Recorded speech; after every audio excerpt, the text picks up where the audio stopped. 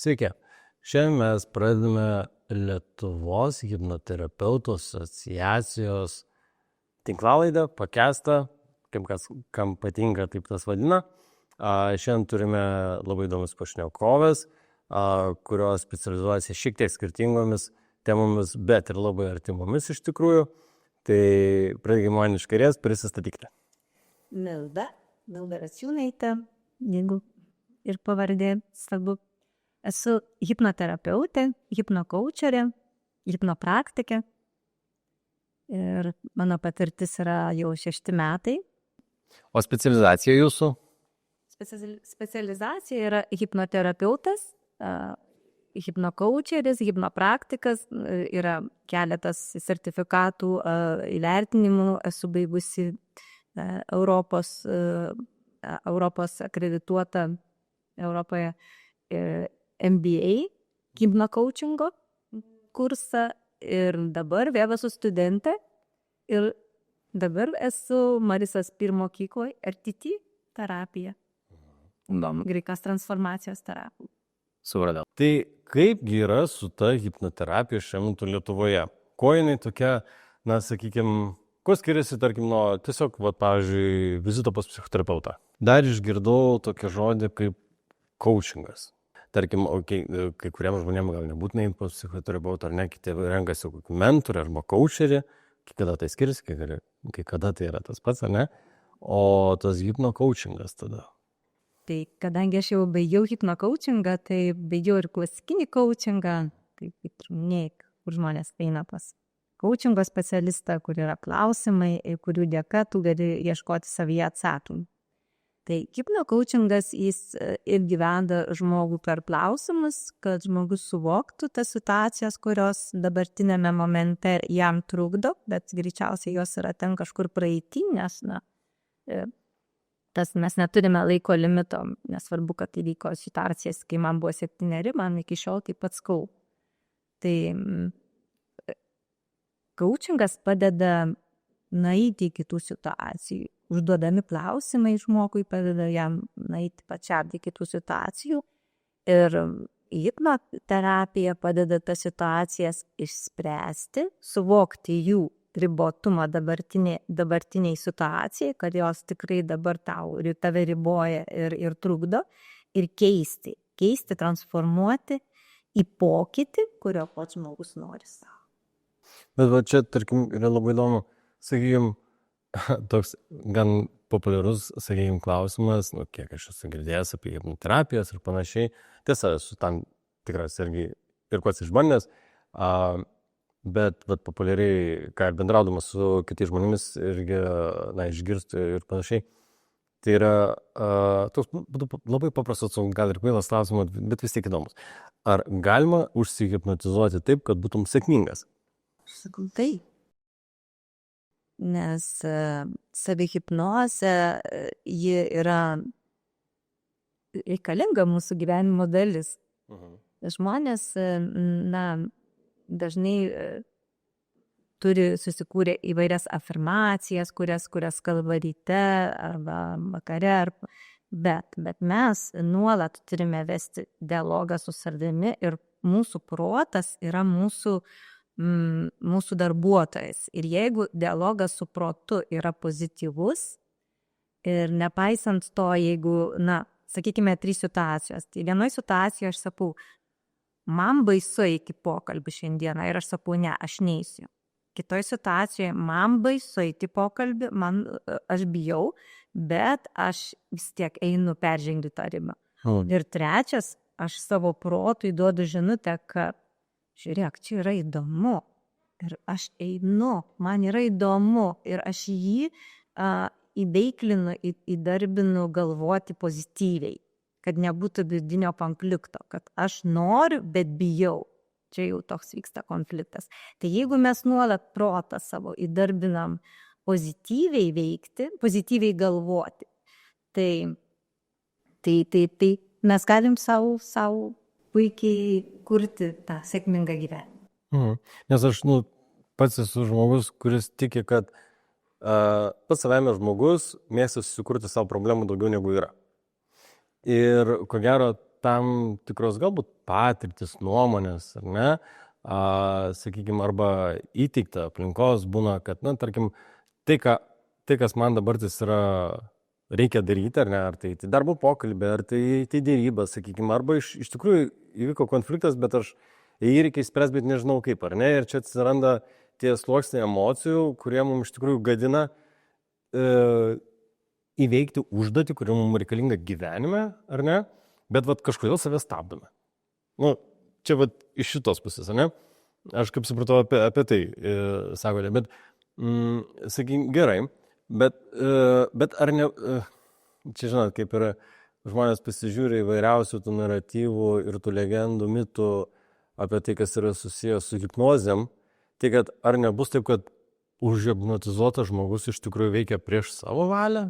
Tikrai ne. Aš gal trumpai pasidalinsiu hipnozės istoriją ir čia, manau, irgi bus atsakymas iš tą klausimą.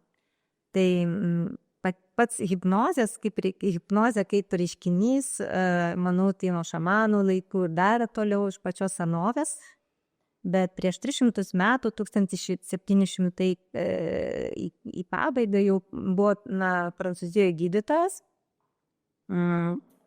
Fransas Mesmeris, Antuanas Mesmeris, ir jis vaikščiojo po miesto aikštę ir pamatė vieną fokusininką, kuris turėjo rankose magnetus ir jie, aišku, jie pritraukė, atsitraukė, jie susitraukė, žmonėm tai buvo labai įdomus reiškinys, bet jis dar prieidavo prie žmonių ir atspėdavo jų veiksmus ir jis ten tiksliai juos atspėdavo. Ir Mesmeris suprato, kad čia galbūt tie magnetai, jie kažkaip turi įtakos tam. Jisai prisipirko magnetų ir pradėjo kviesti žmonės, pradėjo naudoti tuos magnetus, padedant žmonėms įveikti įvairias problemas. Kadangi jisai buvo psichiatras, tai jo ateidavo žmonės su įvairiais klausimais, kurie susijęs galbūt su baimėm, nerimu ir panašiai. Ir jis to žmonės guldydavo šalia magnetų ir ta energija, kurią žmonės jausdavo tarsi iš magnetų, jie pradėjo gyti. Bet kartu su ta energija jisai ir kalbėdavo žmonėm, kaip jie turi jaustis. Ir kad pradėjo pasiplūsti daug žmonių, nes jie pradėjo sveikti ir jisai gyveno biloje, jisai padarė visą lauką vien magnetais, nudėliojo, žmonės gulėdavo ten, jisai kalbėdavo įtaigas ir ten buvo tikrai labai stiprus sveikimo procesai vykdavo. Ir kiti daktarai, pradėjo jiems mažėti pacientai, klientai, jie sunerimo ir apšaukė į šarlatanizmų, įvyko susirinkimas ir jo buvo atimta licenzija. Ir tame susirinkime buvo vienintelis Benjaminas Franklinas, kuris suprato, kad ne magnetai čia turi įtakos, o įtaigos. Ir tuo ir baigėsi, ir tas jo procesas visas vadinosi gyvasis magnetizmas. Gal po 50 metų vienas iš jo mokinių, Džeimsas Greidas, jisai buvo akių gydytojas, jis paprašė kliento, jis tikrindavo akis ir pasižiūrėti į lempą. Ir jisai išėjo iš kabineto ir užmiršo tą klientą. Grįžta gal po pusvalandžio ar 20 minučių ir mato, kad jis jau visiškai tokia gilioj transo būsenai, nes jisai žiūri į lempą, į šviesą. Ir jis suprato, kad tai yra ta būsena, kur tu gali daryti įtaigas. Bet tai nėra ta būsena, kai žmogus negali savęs kontroliuoti. Ir jis parašė straipsnį ir kad nenaudoti tų sąvokų, kurių buvo šitas Mesmeris diskvalifikuotas, jis panaudojo pagal graikų mitologiją sapnų dievo hipno sąvoką ir taip tapo hipnozė šitas procesas. Tai jis bandė dar vėliau keisti pavadinimą, bet hipnozė jau buvo populiarus žodis ir iki šiol yra naudojamas. Ir tai turbūt atsako dalinai paties klausimo, kad žmogus turi kontrolę ir visiškai yra joje. Taip, o tai dabar tas, gerai, bet praėjo 300 metų. Ir buvo laikmetis, kai, mažai žmonės turėjo praktikų ir galimybių, su sąmoningumo principas, su savo kažkokiu psichologiniam, problemų sprendimas. Dabar mes iš tikrųjų turim labai daug pasirinkimų. Žmogus, kaip sakant, pagal kas jam patinka, arba kur paėjo, ten ir nuėjo, kaip sakant. Bet ir aš matau tokį dalyką, kas man iš tikrųjų norisi pasakyti, kadangi esu pabandęs, aš esu 3 kartus buvęs hipnoterapijai. Ir viena buvo tikrai wow, kitos 2 irgi negaliu sakyti, kad nebuvo wow, bet jis buvo kitokios. Tos hipnoterapijos, kaip aš supratau, kad ir yra skirtingos. Tai mano klausimas yra toks, ar jūs pagal savo specializaciją, sakykime, orientuojatės labiau vaikus, ar ne? Tai ar jūsų hipnoterapijos pats metodas, ar jų gilis kažko skiriasi pagal jūsų pasirinktas labiau temas, ar ne? Tai priklauso nuo mokyklos. Mano yra, aš naudoju RTT mokyklos, greitos transformacijos terapija, metodus ir ten įeina hipnozė, įeina psichoterapijos dalykai, įeina NLP praktikos, pats coachingas ir visa tai yra apjungta į vieną programą, kurią tu išmoksti ir taikai. Bet o kodėl, pavyzdžiui, vaikai? Vaikai, gal man yra lengviau su jais, nes turiu didelę pedagoginę patirtį, 25 metai ir daugiau darbo su vaikais, žinau gerai jų psichologiją, žinau jų pagal amžių tarpsnius vystymosi, galimybės ir poreikius. Ir man yra lengva rasti kontaktą su vaikais ir aš juos labai gerai pažįstu ir matau, kaip jų problemą ir galiu išspręsti. Su vaikais yra specifika tokia, kad kiekvienas amžiaus tarpsnis turi dar ir sprendime tam tikrus specifiškumus. Jeigu yra 4 metų vaikas, tai jo ir žodynas daug siauresnis, suvokimas visai kitoks pasaulio negu vaikas. Bet ir emocijos ekspresyvesnės, ar ne? Ir kuris yra paauglys. Tai yra tokie skirtingi amžiaus tarpsniai, kas suaugusio žmogaus gyvenime, kiek daug skirtumo nėra. Jeigu dirbi su suaugusiu, ar jis jam 30 metų, 50, tai gali naudoti tą patį būdą. Bet 4 metų paminėjot? Taip. Tai jau 4 metų, čia labai įdomu, tai vaikai nuo kada, nuo kelių metų jiem gali reikėti vykdyti taikyti hipnoterapiją? Turėjau 4 metų vaiką, kuris turėjo alergiją, dermatitą ir tai buvo darbas su mama pirmiausia, retais atvejais su tėčiu, nes kalbėsiu su abiem tėvais. Keli susitikimai, po su vaiku mes, su tokiu vaiku tu žaidi, jam aš turiu daug ir žaislų, tam tikrų,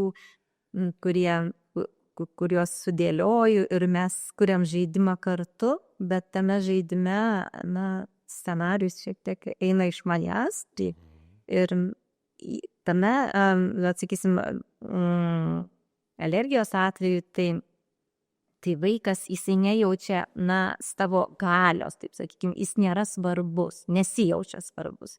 Nors tėvai jo labai rūpinosi ir jisai tikrai tokia geroj šeimoje gyveno, bet yra kažkoks momentas, kuris nesijaučia svarbus. Ir kai jisai žaidimo metu išgelbėjo tėvą ir mamą, kai jisai patapo svarbiu ir stipriu, jisai išsisprendė tą vidinį konfliktą. Vidinį konfliktą 4 metų vaikas. Ir su vaikais yra svarbiausias dalykas, dėl ko, dažnai vėliau ateina žmonės suaugusių gyvenime, tai neatliepti poreikiai. Ir yra poreikiai, tai būti saugiu, nes tu esi gimsti ir esi bejėgis fiziškai ir turi jausti saugumą. Turi jausti kontaktą turi jausti, kad tu esi svarbus ir reikalingas. Yra šventimo momentas, kad tu turi jausti, kad tu šventi gyvenimą, kad tavo gimtadienis yra svarbus, kas kitos šventės yra svarbios.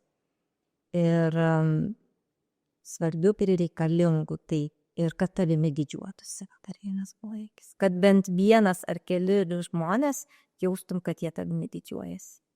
Kai jeigu tie poreikiai atliepti, tai yra viskas gerai. Bet jeigu ne, tai tada vėliau, tie neatliepti poreikiai įgauna vis kitokias adaptyvias formas gyvenime. Aš pastebėjau tendenciją, buvo ir klausimas, ar anksčiau ir nebuvo tiek daug tų terapijų ir mums lygtai jų tiek ir nereikėjo, bet šiuolaikinė tendencija ir turi nemažai jaunų žmonių, amžiuje apie 30-40 metų. Tai jie nelaukia to 15 ar 20 metų santykyje, bet jie pajaučia, partneris yra kaip veidrodis. Ir galiu tokią istoriją, neseniai buvo, tie moteris ir sako, aš pavydžiu. Ankstesnėme santykėje nebuvo pavydo, jai 30 su virš metų, bet dabar aš noriu šitą santykį brandinti, išsaugoti ir yra stiprus pavydas ir aš suprantu, kad tai yra negerai. Ir taip, ir mes pažiūrėjom jos gyvenimo istoriją ir mes radom to pavydo šaknis ir pasirodo, jinai augo pas senelius, kur močiutė buvo labai pavydi ir kaip vaikui atrodo, tai jisai su tuo visiškai nesusijęs, bet rūj tą sąsają ir išmokti elgesio modeliai, matyti elgesio modeliai, kurie kartojasi dažnai, jie mums tampa pažįstami, protas priima tai, kas pažįstama. Ir kitas žmogus, jisai tarsi atrodo, kad tave provokuoja ir tau sukelia tą pavydą. Ir atrodo, kaip tai, bet taip yra. O kaip pavyzdžiui, sakykime, su vaikais, ar ne? Įsivaizduokim taip, jau suaugęs žmogus yra, sprendžia jau užsigulėjusias problemas, ar ne? Tada, kad jau fiziškai jį pradeda visai kaip laužyti, arba kažkokia tai fizinė liga atsiranda pas žmogų, arba emocinis. Bet, tarkim, vaikai, jeigu jie ankstyvam amžiuje kažką jau išsisprendžia, tai aš kaip suprantu, kad kaip ir įtakoja jų tolimesnį visą gyvenimą ir vystymąsi. Tai kitaip sakant, kuo ankstesniam amžiui pradėsi, tuo niekada ne tik, kad užkirsi kelią, bet ir suformavus, apie ką mes ir prieš tai kalbėjom, kad suformavus tvirtesnį, aiškesnį, sąmoningesnį charakterį, tu pasieksi gyvenime daugiau. Taip.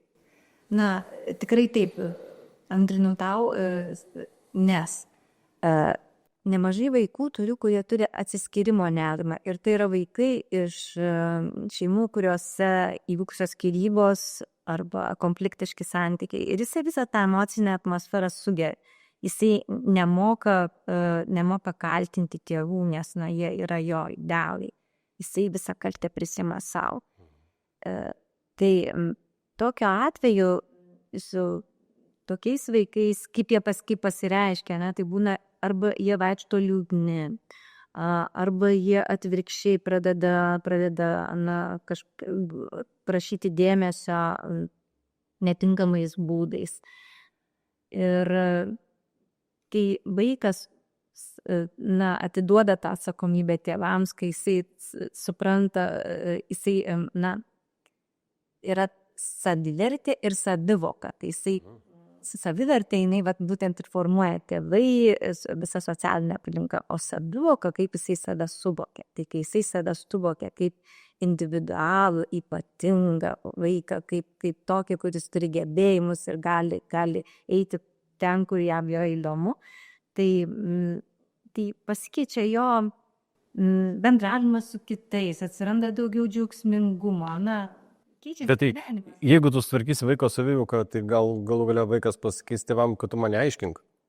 Aš ir taip suprantu, ko man reikia, nebus taip pat. Paauglystė gali būti, mažesniam amžiui galbūt ne, bet tai tėvai turėtų įsiklausyti ir išklausyti jį, o ko jam reikia, kas jam yra svarbu. Žinoma, yragi šeima, yra šeimos taisyklės, bet kaip ir pradžioje kalbėjau, tų visų taisyklių turi laikytis ir tėvai. Jeigu jie sako, žiūrėk, aš tau riboju internetą, telefoną, bet pats aš sėdžiu padėsėdžiu tame telefone nuolat, tai aš nesu geras. Taip, mato blogą pavyzdį ir kodėl aš turiu daryti kitaip. Paaugliai, jie turiu iš tikrųjų nemažai paauglių, kurie žaloja save.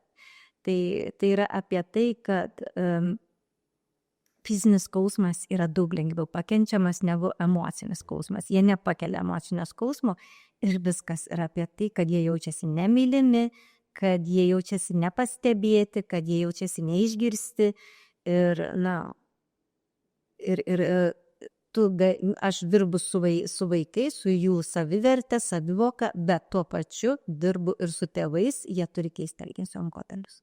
Jisai grįžta į tą pačią aplinką ir jeigu toliau jisai nejaučia dėmesio, meilės, tai nėra pastebėtas, tai vėl tas darbas nėra 100% neįsigalima.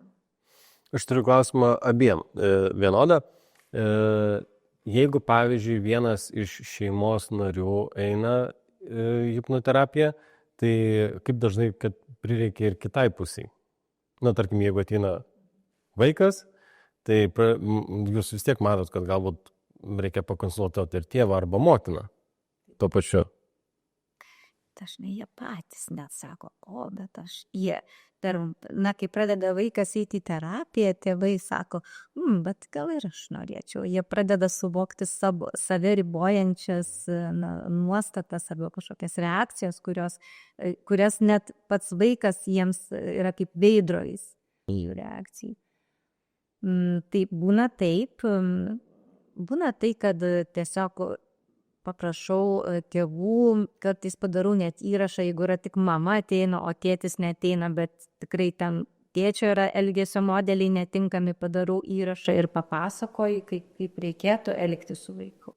Ką reiškia padarot įrašus? Įrašinėt kamerą ar tiesiog? Darau audio. Audio vienas iš tokių sėkmės momentų yra, kad aš kiekvienam klientui, dažniausiai kiekvienam, retais atvejais nedarau, tai yra toks meditacija sėkmei vadinu, iš anglų kalbos jisai geriau skamba, recording, tai yra coding, tai kodavimas, bet kodavimas toks atrodo nelabai tinkamas, teigiamas žodis, bet tai iš tikrųjų yra žinutė protui, nes mūsų protas mokosi per pakartojimus, per repeticijas. Ir jeigu tas repeticijos yra teigiamos ir mano žinutė žmogui, vaikui, nesvarbu suaugusiam, yra apie rezultatą, kokio jisai nori, kokio jisai pasiekia ir dar nuolat girdi apie tai kasdieną mėnesį laiko, tai tas rezultatas tikrai įsitvirtina. O kas jumis atvedė į hipnoterapiją? Aš į hipnoterapiją jau 6 metai ir turbūt smalsumas. Ir aš ėjau dėl savęs, kad išsispręsti savo nedrąsą, savo nepasitikėjimo klausimą. Ir mano tema, kaip nekeista, aš tik vėliau supratau, kad tai yra visiškai susijęs su manim, buvo apie savivertę. Apie savivertę ir tai 4 metai buvo mano visi klientai ir dabar mano tema yra apie savivertę.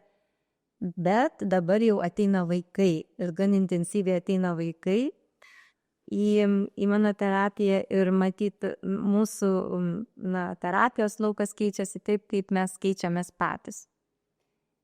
O terapijų besimokant įvairiose mokyklose, žinoma, mes patys viską praktikuojamės per save, sprendžiam savo dalykus ir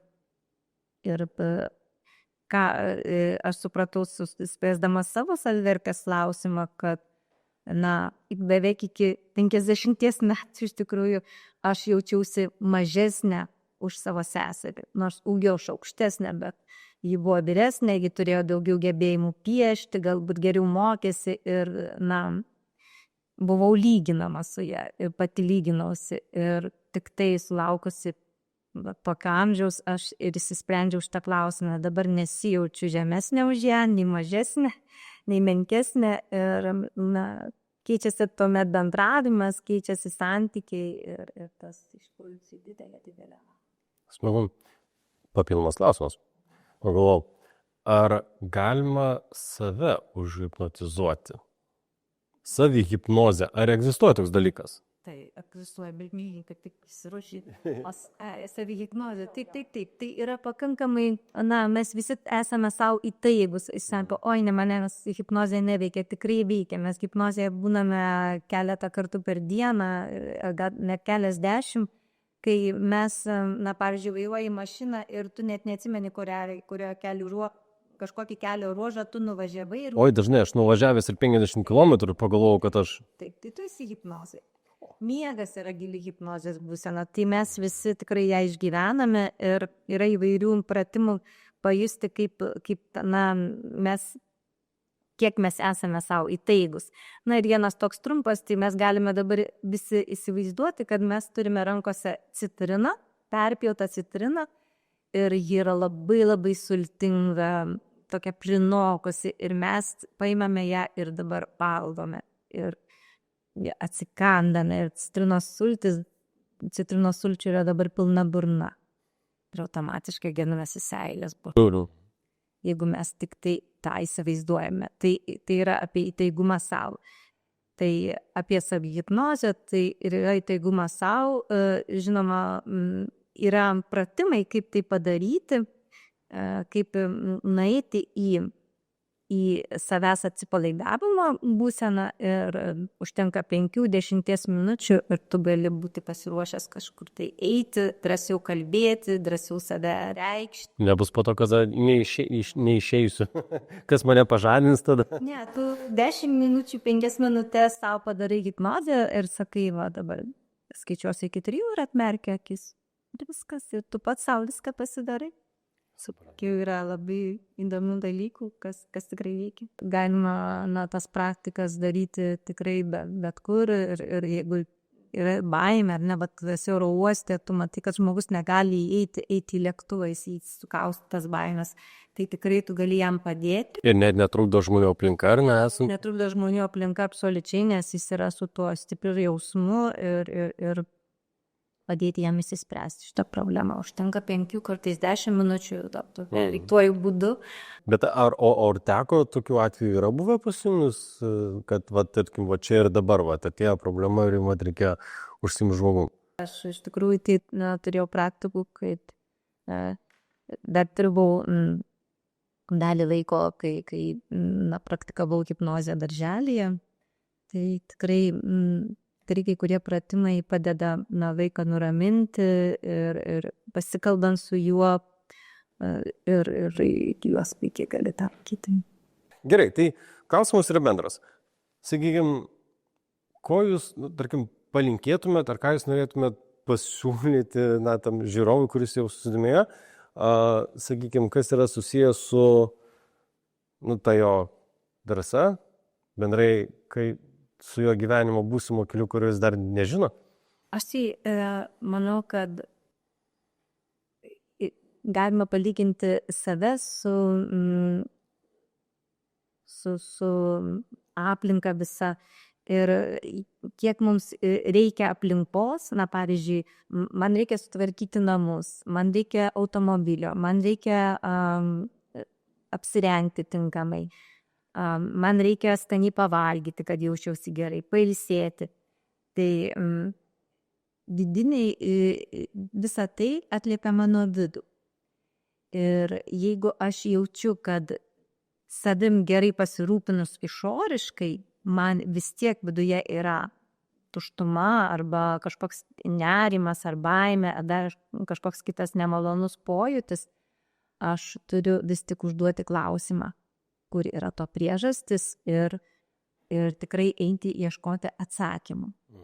Ir atsakymų kiekvienas mes ieškome skirtingai.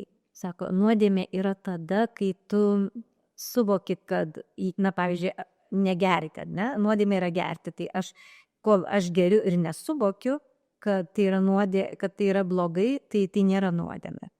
Bet kai suvoki, kad tai yra blogai ir man, ir aplinkai, tai jau yra nuodėmė. Tai kiekvienas, kai mes jau suvokiam, kad mums tikrai yra blogai ir mums reikia eiti ieškoti atsakymų, tada mes jų ir ieškome. Tai aš linkiu jų ieškoti ir tuomet vidinė būsena, gera vidinė būsena, na ta flow būsena, ji dar labiau skleisis aplinkoje ir mes dar labiau norėsim savim rūpintis. Ačiū Jums.